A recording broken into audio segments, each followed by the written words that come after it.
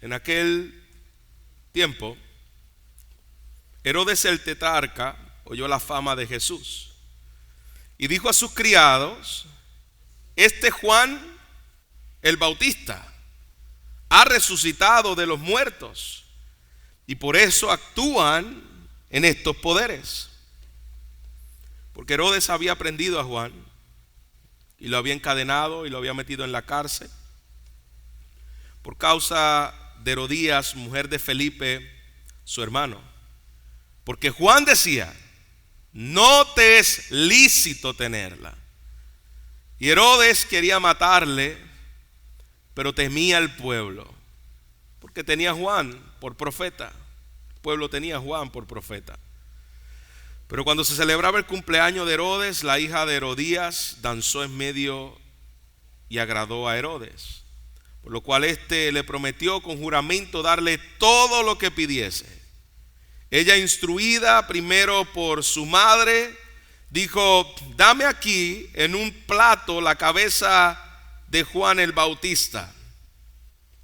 Entonces el rey se entristeció por causa del juramento, y de los que estaban con él a la mesa mandó que se le diesen, y ordenó a decapitar a Juan en la cárcel. Y fue traída su cabeza en un plato y dada a la muchacha. Ella la presentó a su madre. Y entonces llegaron sus discípulos y tomaron el cuerpo y lo enterraron y fueron y dieron las nuevas. Padre, estamos ante tu palabra una vez más. Te rogamos la intervención de tu Espíritu Santo, quien la aplica a nuestros corazones, quien nos da el entendimiento, Señor, para poder ver lo que tu Espíritu inspiró a estos hombres y a Mateo para escribir esto, y hoy poder, de la misma forma que ministraste a tu pueblo en aquel tiempo, ser ministrados por ti en esta mañana por medio de tu palabra. Te agradecemos, Señor, que tenemos tu voz, porque cuando la Biblia es leída, tú hablas a tu iglesia. En Cristo Jesús nosotros te lo pedimos. Amén. Amén. ¿Se puede sentar, hermanos? Estamos en una época donde decir la verdad nos cuesta caro. Y la época que vivimos no es diferente a la época que vivieron los profetas y los hombres de Dios del pasado. Recientemente vimos la noticia, y es algo que es muy cercano a nosotros, cómo mataron a un joven en los Estados Unidos por el simple hecho de llamar por su nombre a ciertas prácticas que han venido siendo casi normales en la época en que vivimos.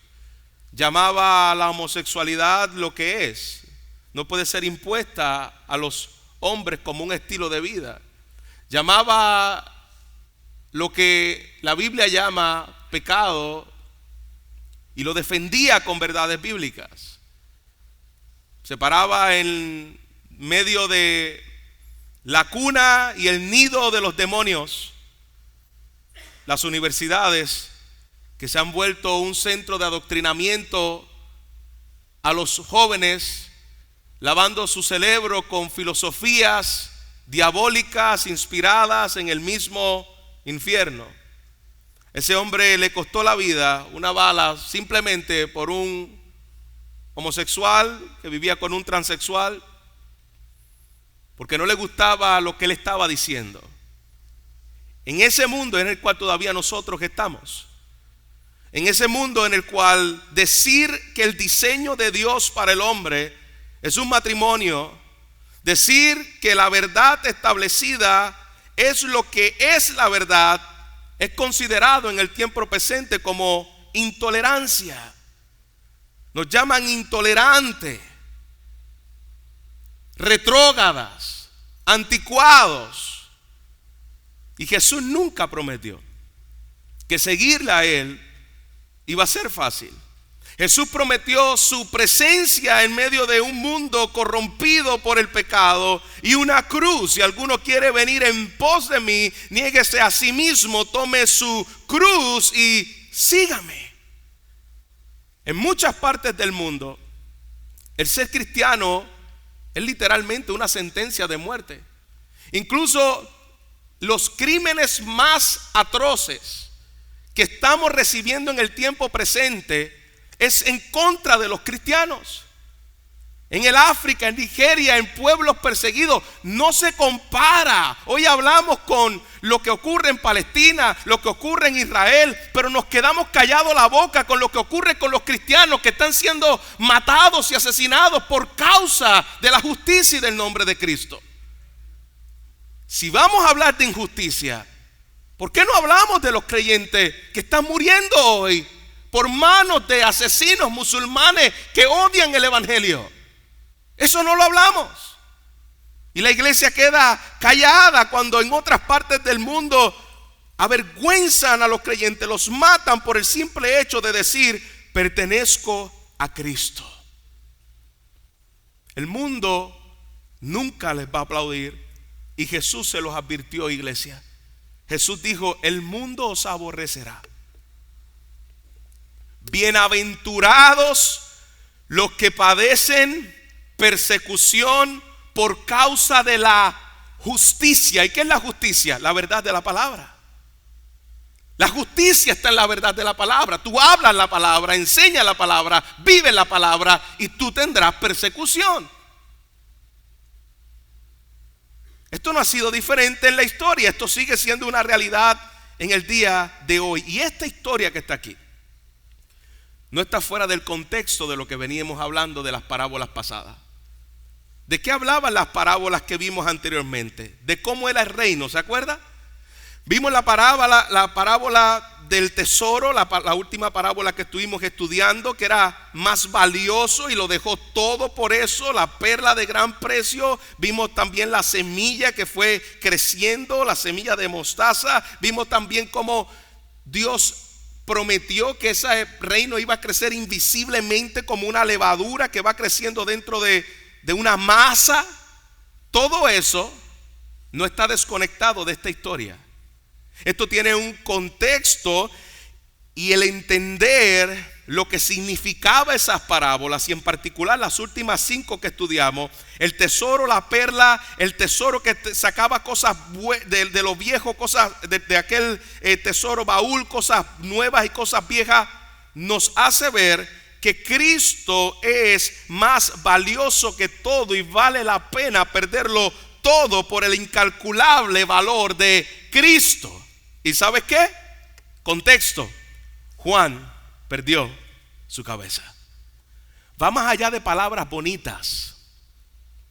Con Cristo todo y sin Cristo nada. Va más allá de un eslogan. Va más allá de un bumper stickers en nuestro carro. Va más allá de una camisa: con Cristo todo y sin Cristo nada. Juan vivió esto y sabía que valía la pena todo vivir para la gloria de Jesús. Y a Juan le cortaron su cabeza por vivir en la verdad que incomoda al mundo. Y ese es el primer punto que yo quiero que veamos en esta mañana: la verdad que incomoda al mundo. Este hombre, dice, en aquel tiempo Herodes, versículo 1, el tetrarca, era un hombre que no era Herodes el Grande, era Herodes Antipa, hijo de Herodes el Grande. Gobernaba en aquel lugar como un tetrarca, un gobernador políticamente hábil, pero moralmente débil. Ese es el contraste, ¿no? de lo que tenemos en el tiempo presente. Tenemos políticos generalmente hábil, pero moralmente débil. Vivía con la mujer de su hermano Herodías, la cual Juan, dice en el versículo 4, había denunciado esto. Juan le decía, y aquí esta es la característica de un hombre de Dios: el hombre que teme a Dios no le teme a los hombres, y el hombre que le teme a los hombres no le teme a Dios. Juan sabía que él era una voz que anunciaba en el desierto al Mesías que venía.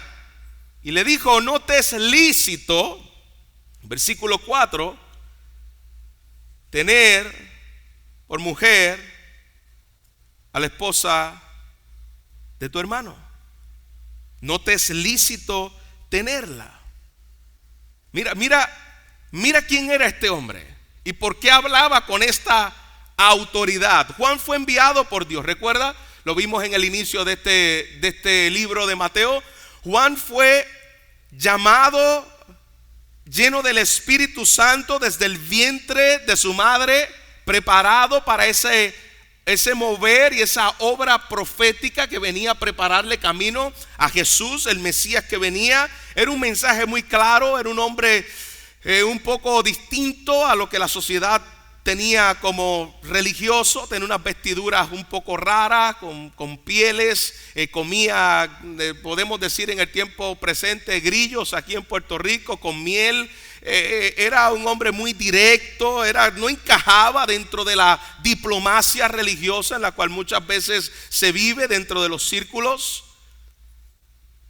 En un momento dado, el mensaje de Juan era: arrepentíos porque el reino de los cielos se ha acercado. Y cuando vio a los seduceos, no los recibió con flores, sino le llamó generación de víboras. Aquellos saduceos y fariseos religiosos, le dijo: generación de víboras, ¿quién los enseñó a huir de la ira venidera? Ese era Juan. Y no solamente denunciaba lo que estaba mal dentro del pueblo religioso, él denunciaba lo que estaba mal dentro del gobierno en el cual él vivía. Él denunció lo que estaba mal a el rey.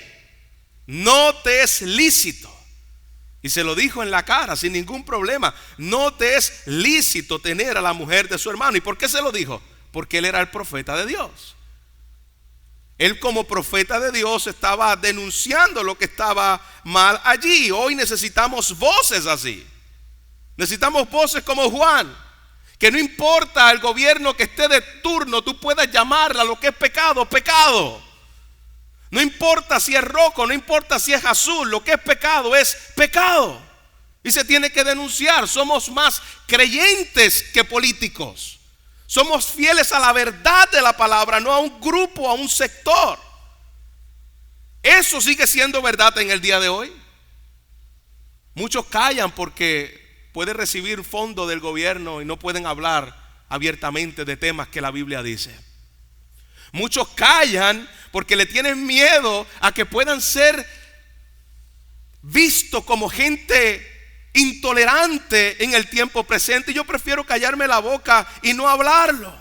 Necesitamos voces como la de Juan, que estén dispuestos a perder amigos, trabajo, reputación, antes que traicionar la verdad de la palabra. Necesitamos Juanes, voces que sean no un eco, sino una voz en el desierto y que diga la verdad de la palabra del Señor. Este hombre Herodes, su conciencia no lo dejaba tranquilo. En el versículo 1 dice que él en aquel tiempo oyó de la fama de Jesús y pensaba que era Juan el Bautista. Ahí se puede dar cuenta cómo la conciencia del pecador, aun cuando sabe que está mal y que lo que está haciendo no debe hacerlo, dice la escritura, Romanos 12:15, que la ley está escrita en el corazón del hombre y la culpa no se podía borrar con poder, no se podía borrar con fiesta, porque la culpa del pecado solo la borra la gracia de Dios. Y por eso él decía: este tiene que ser, hablando de Juan el Bautista, hablando de Jesús, este tiene que ser Juan que resucitó.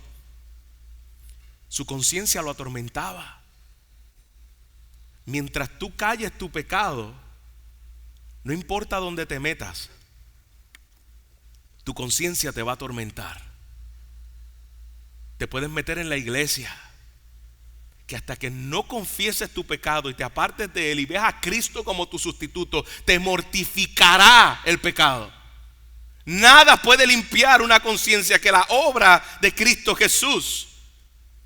El pecado sin arrepentimiento es una continua vida de temor. Esa era la vida de Herodes. Este quizás es Juan que resucitó. Vive atemorizado, vive con una conciencia inquieta, porque no hay paz para el impío, dice el Señor. Solo en Cristo hay una verdadera limpieza y descanso para nuestras conciencias. Y los que hemos recibido esa libertad del perdón del Señor, sabemos que no hay nada que se pueda comparar en que yo pueda decir: estoy bien con mi Dios, tengo paz con mi Dios, por medio de la obra de Jesucristo. ¿Y hasta qué punto estamos dispuestos a hacerle fiel a Cristo? Juan perdió su cabeza. Tal vez nosotros podamos perder invitaciones, ascensos, una relación, algunos hasta un trabajo, porque el corazón humano odia la verdad, y cuando a veces es confrontado con el pecado, no se está quieto y quiere seguir buscando justificarse con algo. Juan no cayó porque no tuvo miedo a rechazo. ¿Qué nosotros callamos? ¿Qué callas por miedo a tú y yo ser rechazados? ¿Qué estamos callando porque quiero agradar a alguien más que a Dios? Y lo que Dios nos está mostrando a través de este pasaje es que un hombre que ha sido poseído por Dios y llamado por Dios, aún en medio de sus dudas y sus debilidades, va a permanecer fiel al Señor, no importando lo que eso nos pueda costar. La verdad de Dios no puede ser negociable, hermanos. No es negociable la verdad del Señor. La fidelidad no es negociable. Juan perdió su cabeza por llamar al adulterio adulterio. ¿Por qué tú y yo podemos hoy perder la cabeza? Por llamar en medio de una sociedad en los cuales para el tiempo de Juan no existían estos retos, pero son retos que nosotros tenemos hoy y que los Juanes comprados a precio de sangre por Cristo tenemos que enfrentar en el siglo XXI. Pecados en los cuales hoy se tolera y es una ley. El aborto sigue siendo asesinato. Dice la palabra del Señor: no matarás. Éxodo capítulo 20 versículo 13. Él es el que comienza la vida, la concepción de la vida. En el Salmo el Salmo 139, la vida comienza en el vientre. Jeremías 1:5. Esa verdad bíblica. Decir hoy que el aborto es un pecado, a muchos les puede costar una posición, a muchos los pueden censurar por decir estas cosas, los despiden, son atacados por decir la vida comienza cuando comienza a latir el corazón. Eso sigue siendo verdad ayer, eso sigue siendo verdad hoy. Es vida. Quitarle en cualquier momento es asesinato, no importa el momento de la concepción. No, pastor, lo que pasa es que puede ser por una violación. Pues que maten al que lo violó, pero ¿por qué van a matar al niño? ¿Por qué al niño? Es vida. Eso hoy en el tiempo presente. Buscamos excusas porque es la minoría de cosas. La mayoría de los abortos en Puerto Rico se practican cada año 20,000 abortos. Y la mayoría de ellos no son por violaciones, son porque quiero tener sexo libre y no importa, si tengo el bebé lo mato antes que nazca porque a mí es un estorbo.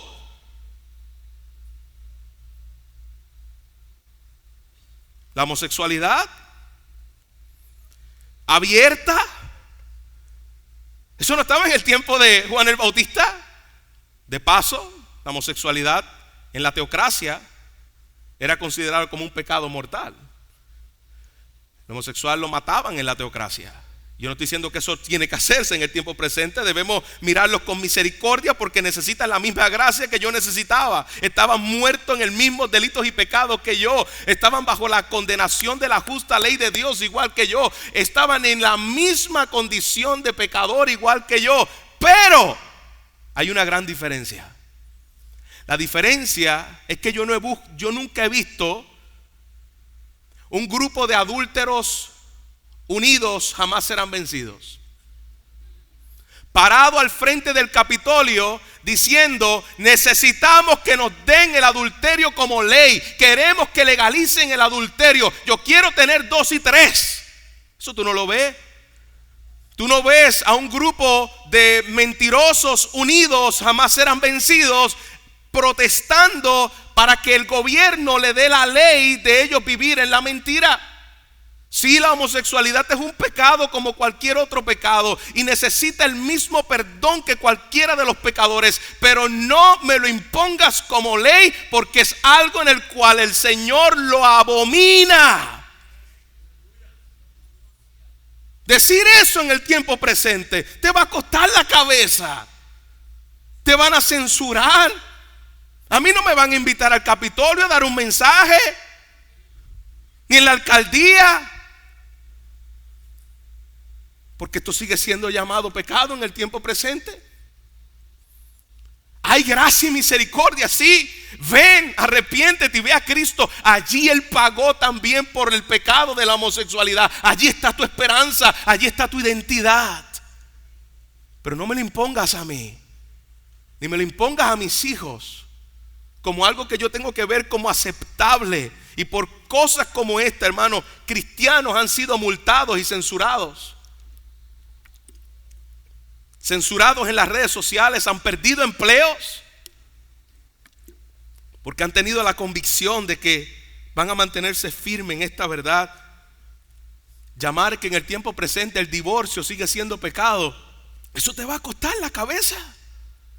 Lo que Dios juntó no lo separa el hombre. El matrimonio entre un hombre y una mujer es para toda la vida. Decir que el divorcio fuera del marco bíblico, porque hay un marco bíblico en el cual entendemos el contexto que se pueda dar, pero casarme y cambiar de marido y de mujer como medias y calzoncillos, no, esto es algo sagrado. El matrimonio es sagrado y me caso para toda la vida delante del Señor.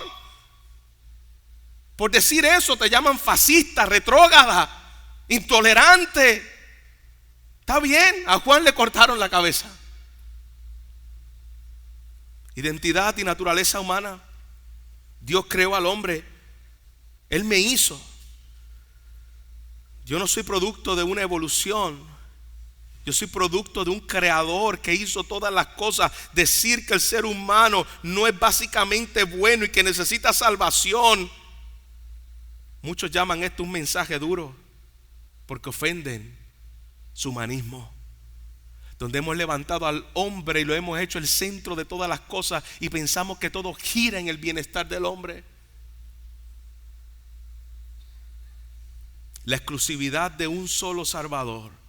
Nadie viene al Padre si no es por mí. Juan 14:6. Muchos predicadores han caído en la trampa del anzuelo de la mentira, de decir, no, bueno, quizás pueden haber otros caminos en el cual también Dios los pueda salvar, y se llaman predicadores del evangelio. No tenemos que excusarnos. Jesús dijo, nadie es nadie en cualquier idioma, en cualquier lugar y en cualquier planeta. Nadie viene al Padre si no es por mí. Hay un solo mediador. Solo Jesús salva. No hay salvación en religión, en filosofía. El mundo quiere pluralismo religioso. Jesús dice no. Hay exclusivismo para poder venir a mí. Y es que nadie puede venir al Padre si no es por Jesús. Decir eso te cuesta la cabeza en España, te cuesta la cabeza en Europa, te cuesta la cabeza en África por decir Mahoma no es un medio de salvación. Hay un solo mediador. Buda no es un medio de salvación. Todo esto son falsos profetas, falsos dioses, falsa esperanza. Hay un solo mediador que se llama Jesús.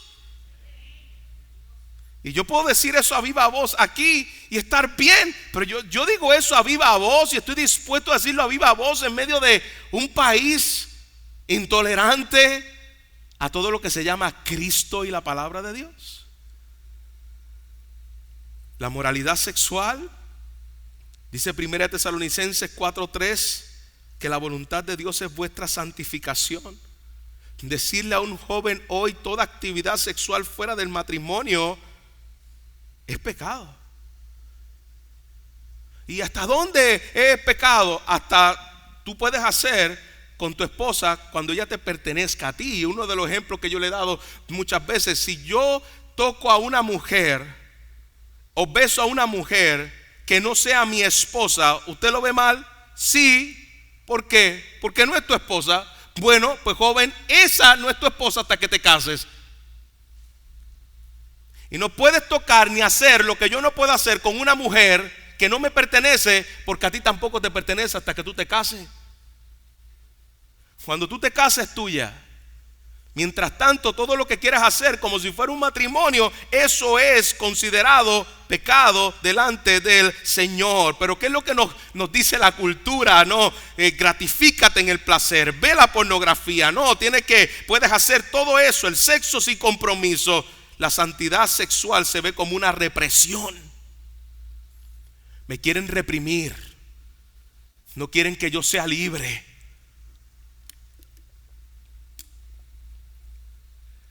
Dios te dio la libertad para que puedas tener todo el sexo del mundo, casándote con una mujer o tu mujer casándote con un hombre, haciendo una familia y viviendo para la gloria de Jesús. Eso es libertad. Lo demás es esclavitud del pecado. Que piensas que eres libre haciendo eso, es esclavitud del pecado. Y puedo seguir, voy a parar aquí porque puedo seguir. Por las cosas en las cuales hoy, en el tiempo presente, nos cortarían la cabeza y nos censuran. Versículo 6 al versículo 9. Pero cuando se celebraba el cumpleaños de Herodes, la hija de Herodías danzó en medio y agradó a Herodes, por lo cual éste le prometió con juramento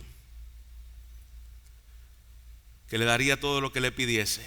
Y ella, instruida primero, y esto es algo que me duele el corazón, hermano, mire ese versículo 8. Y ella, instruida primero, no dice ahí por la maestra, por su amiga, por la sociedad. ¿Quién la instruyó a esta perversidad? Y ella, instruida por su madre. Su madre. Y mire cómo el pecado siempre busca oportunidad. Aquí tomó un cumpleaños de un perverso, de este hombre lleno de poder, lujuria. Y Herodes, atrapado por su orgullo, pero a la misma vez por la presión social, él manda a decapitar a Juan. No porque él sabía que Juan había hecho algo, él no quería en sí, sino porque él no quería quedar mal. Y aquí está lo que es un carácter que no ha sido formado por Dios. Él no quería quedar mal con la gente, y por eso le entrega la cabeza de Juan por aquella mujer que estaba llenando sus lascivias. Era apenas una adolescente esa mujer, pero ya estaba desprovista de pudor. Bailó con sensualidad ante Herodes y los invitados. Un striptease. No es que bailó una danza judía. ¿De dónde ya aprendió eso? ¿Quién le enseñó esa sensualidad? ¿Quién la incitó a eso? ¿Qué dice la escritura? Su mamá, su madre Herodías. Su baile no era simplemente una danza, Era el nivel de decadencia moral que había caído esta familia. Y quiero que prestemos ojo a esto, padres que están aquí. El lugar más peligroso donde sus hijos se pueden criar no es en el punto de droga. El lugar más peligroso donde sus hijos se pueden criar no son en las escuelas, que sí son peligrosas, ni en la filosofía que le están metiendo, pero aún ese no es el lugar más peligroso. El lugar más peligroso donde sus hijos se pueden criar es en su hogar. Porque es en su hogar donde ellos aprenden lo que aprenden. Es en su hogar donde ellos ven lo que es modestia, lo que ellos ven lo que es respeto, lo que ellos ven lo que es temor a Dios, lo que ellos ven de todo aquello que podemos hipócritamente a veces actuar en medio del pueblo de Dios, pero que no lo vivimos en nuestro hogar. Ese es el lugar más peligroso.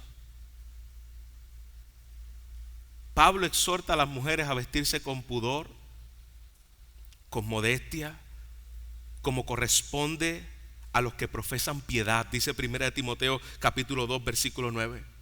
Con pudor y modestia, como corresponden a las mujeres que profesan piedad. La belleza bíblica no seduce, sirve, exalta a Cristo, no a tu carne. Cuidado, ojo. Ojo por ti delante del Señor y ojo por los que te están siguiendo, porque tu hija va a vestir como tú vistes. ¿Tú le enseñaste a vestir de esa manera? Pues no te quejes. La pudestia comienza en un corazón que ama a Dios y que quiere vivir para su gloria. Cuidado, que en medio de esta generación no hemos comido la mentira de que pues yo soy creyente y como creyente yo vivo en mi libertad cristiana y puedo vestir como yo quiera y enseñar lo que yo quiera porque mi cuerpo es mío. No, tu cuerpo no es tuyo. Tu cuerpo es de Cristo porque ahora tú le perteneces a Él. Y de tu esposo si estás casada. Deleítalo a Él, no a los que están afuera. Esto es otra predicación. Mira cómo termina este texto.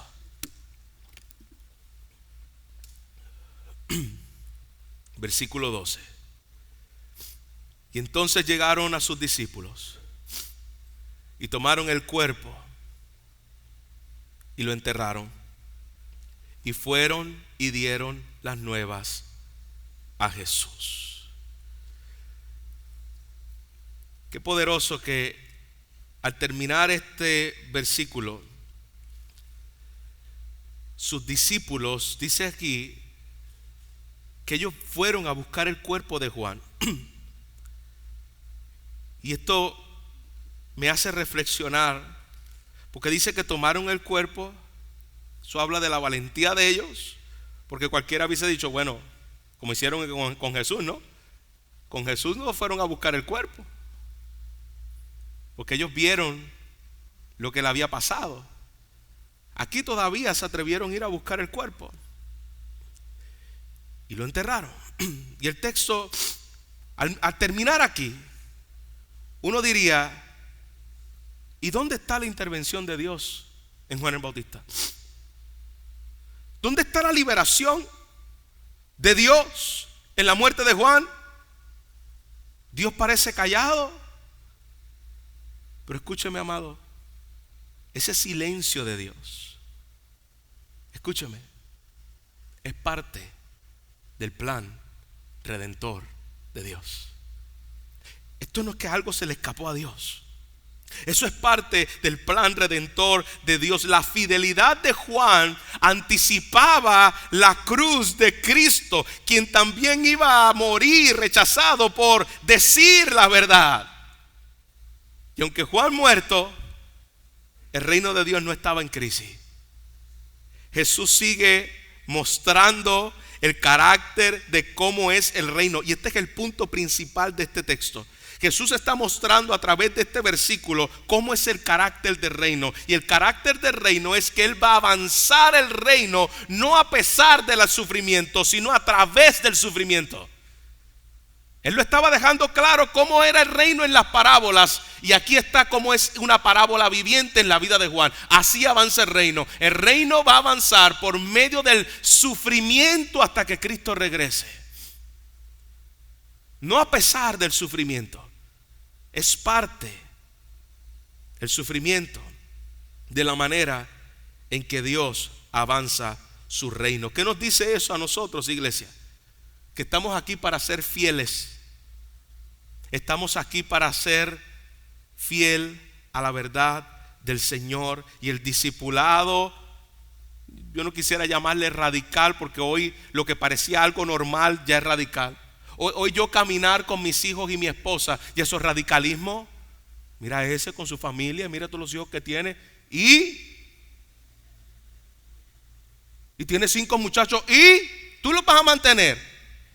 Deja que tenga 20.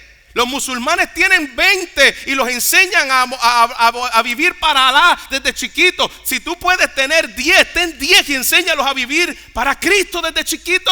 Que Dios los use donde quiera. Sea misionero allá en de los mares, sea un predicador de la palabra, sea un maestro del Señor. Y si tiene que morir por la causa de Cristo, que muera por la causa de Cristo. Pero eso es lo que yo más puedo gloriarme en mi Señor. Tengo 2 en la tierra y 2 en el cielo. Y me hubiese gustado tener muchos más para la gloria del Señor. Que sean saetas para la gloria del Señor. Hoy vemos los niños como un estorbo. Son un estorbo a tu comodidad, son un estorbo a tu egoísmo, pero no son un estorbo para el reino de Dios. Necesitamos poblar la tierra de hombres y mujeres temerosos de Dios. Tengan hijos, llenen la tierra para la gloria del Señor. No crean esta cultura egoísta que quieren vivir de perros y gatos. Cuando yo veo un perro y un gato con las uñas pintadas en el restaurante, y que le ponen hasta un menú al dichoso perro, tú dices, ¿a dónde ha llegado esta sociedad? ¿A dónde? Y el pastor, ¿cómo que no le gustan los animales? Sí, he tenido 4 perros. Se murieron 2 recientes. Pero no estamos llamados a una sociedad de hacer que los perros los tengan como si fueran humanos. No. Dios te mandó a tener hijos, no perros y gatos. Tenlos, pero tenlos en tu casa. Déjalos correr. Perritos en coche. Por favor. Por favor. Déjalos que corran en su casa. Son perros. Déjalos que jueguen, que se vayan a jugar como lo que son. Mira la decadencia que hemos caído como sociedad, iglesia. ¿A dónde vamos a llegar? Vivamos para la gloria del Señor. El más grande de los profetas, nacido de mujer, murió decapitado para que el reino de Dios fuera anunciado. Mateo no escribe este relato como una simple historia. Él está haciendo una teología. El reino de Dios va a avanzar, pero va a haber persecución. El reino del mal, junto con el trigo y la cizaña, van a avanzar en la misma manera. Y mientras crece el reino, crece la oposición. Mientras crece el reino, crece el sufrimiento. Mientras crece el reino, crecen los sufrimientos. Y así va a ser hasta que Cristo regrese. Yo hablaba con un pastor americano. Él decía, todas las veces que yo he venido aquí a Puerto Rico, alguien de tu familia ha estado en el hospital. Vine la primera vez, tu esposa se había roto la cabeza y le habían cogido puntos. Vino la segunda vez y tus hijos estaban recluidos con microplasma. Volvió otra vez recientemente y habían operado a Eliana del apendicitis. ¿Y tú crees que nosotros ignoramos las maquinaciones de Satanás? Ustedes me conocen a mí, yo no soy de los que estoy viendo al diablo está en la sopa. Pero yo sé que el reino de Dios sufre persecución. Y eso es una realidad. Pastor, ¿y por qué estás metido en tantas cosas? Estás metido en la iglesia, estás metido en seminario, estás metido en la convención, estás metido. Y mientras más quieras seguir avanzando el reino de Dios, vendrán ataques.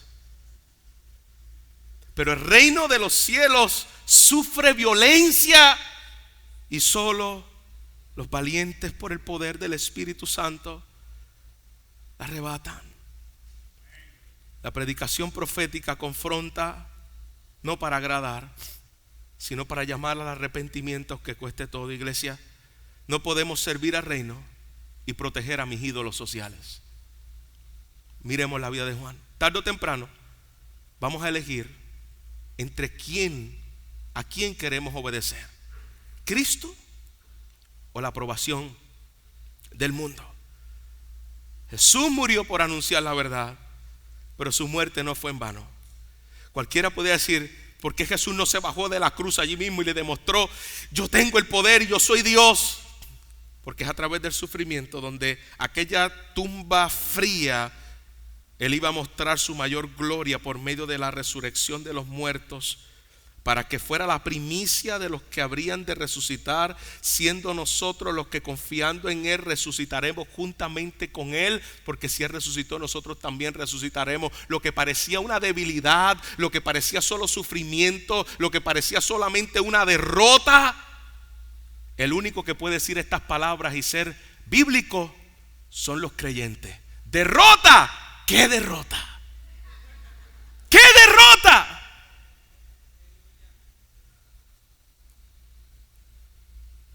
Somos victoriosos en Cristo Jesús. Y pastor, ¿dónde está Dios cuando sus siervos mueren? Está preparando su resurrección. Ahí está. ¿Dónde está Dios cuando sus siervos sufren? Sosteniéndolo para mirarlo como el invisible, como Juan y Esteban miraron en medio de la persecución al Hijo de Dios parado a la diestra del Padre. Ahí está Dios. ¿Dónde está el reino cuando los impíos parecen reinar? Está creciendo escondido como la levadura, firme como la roca y glorioso como el sol naciente. Amada iglesia, habla sin temor. Entendamos que el reino de Dios no es cómodo, pero glorioso. Y mira al Rey verdadero, que no solo se compadece de nosotros, sino que dio su vida por nosotros para que el reino sea nuestro. ¿Qué verdad te estás callando por temor? ¿Qué controla tus decisiones? ¿Cristo o las opiniones de los demás? Y esta última pregunta quiero que la meditemos. ¿Estoy dispuesto a ser fiel incluso cuando no haya recompensa terrenal? Porque a algunos nos gusta hablar de la bendición que viene de camino. Hermano, ya la bendición la tenemos. Hemos sido bendecidos con toda bendición espiritual en los lugares celestiales. Yo no estoy esperando que Dios me bendiga. Él ya me bendijo con toda bendición. Todo lo demás son extras. Hemos sido bendecidos en Él. Y Juan lo sabía. Testifica. No guardes ofensa como aquella mujer y aquel hombre que por decirle la verdad se vengaron. Por decirme que yo estaba con la mujer de mi hermano y estaba en adulterio, lo mato. Así viven los hijos de las tinieblas. No me gusta lo que está diciendo, me deshago de él, lo saco del camino.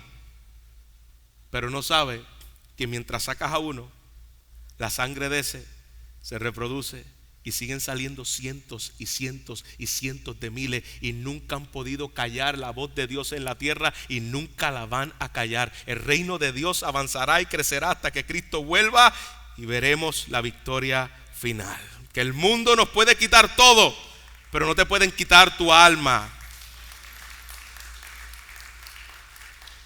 Padre, yo te doy gracias porque tú eres bueno y nos has dado tu palabra para vivirla, no solamente para aprenderla en nuestra cabeza, para vivirla. Yo no quiero estar en los zapatos de Herodes y Herodías el día del juicio. Señor, ellos ganaron un momento de orgullo, pero Juan ganó la eternidad de gozo. Que el mundo nos pueda quitar todo, Señor, pero no nos podrá quitar el gozo que tenemos en Cristo. donde nos ha dado gloriosas y ciertísimas promesas para los que esperamos en ti, Señor. Hoy es un buen día para preguntarnos en los zapatos de quién queremos estar el día en que estemos delante de ti. ¿En los zapatos de Herodes o en los zapatos de Juan, que pudo escuchar las palabras de nuestro Dios? Ven, buen siervo y fiel. En lo poco fuiste fiel, en lo mucho te pondré. Entra en el gozo de tu Señor para siempre. Esas benditas palabras, sabiendo, Señor, que en esta tierra no hay hombres grandes ni pequeños delante de ti. Hay fieles, fieles en lo poco, en un Dios que tiene misericordia de ponernos en lo mucho que nosotros nos merecemos. El pleno gozo en Cristo Jesús. Danos la valentía, el denuedo. Perdónanos las veces que hemos sido cobardes, que callamos, que no testificamos de ti, que quiero quedar mejor con mi jefe, mi amigo, mi compañero de trabajo, y no buscar agradar al único que merece ser agradado, y eres tú. Padre, que tu temor invada nuestros corazones de una forma real, al punto de que no importa la opinión de los hombres si desagrada la opinión de nuestro Dios. En Cristo Jesús te lo pedimos. Amén.